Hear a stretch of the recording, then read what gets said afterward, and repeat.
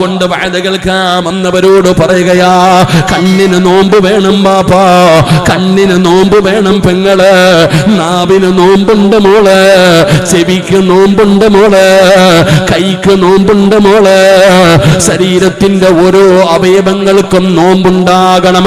അങ്ങനെ നോമ്പ് പിടിച്ചാലാണ് അള്ളാഹു നിനക്ക് പ്രതിഫലം തരുന്നത്.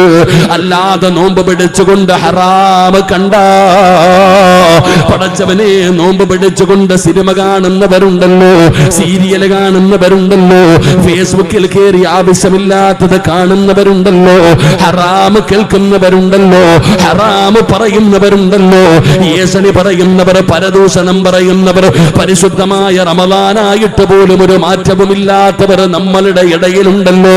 പെങ്ങളെ സൂക്ഷിക്കണേ മോള്, ഇത് വെറുതെയാ മോള്. അല്ലാഹു ഈ നോമ്പ് നിന്റെ മുഖത്തേക്ക് തന്നെ വലിച്ചെറിയുന്ന ഒരു ദിനം വന്നാൽ, പെങ്ങളെ കഷ്ടപ്പെട്ട് നോമ്പ് പിടിച്ചിട്ട് ആ നോമ്പിന്റെ പ്രതിഫലം മറ്റൊരാൾക്ക് കൊടുക്കേണ്ട അവസ്ഥ വന്നാൽ, മറ്റൊരാൾക്ക് കൊടുക്കേണ്ട അവസ്ഥ വന്നാൽ ഈ പട്ടിണി ഇരുന്നത് കൊണ്ട് എന്തു പ്രയോജനമാ? അതുകൊണ്ട് വെറും വായിക്കും വയറിനും മാത്രം നോമ്പായാ പോരാ. കണ്ണുകൊണ്ട് നിന്റെ കണ്ണിന് നോമ്പാകണം, നിന്റെ ചെവിക്ക് നോമ്പാകണം, നിന്റെ നാവിന് നോമ്പാകണം. അതുകൊണ്ടാണ് നബി തങ്ങൾ പറഞ്ഞത്, ആരെങ്കിലും നിന്റെ അടുക്ക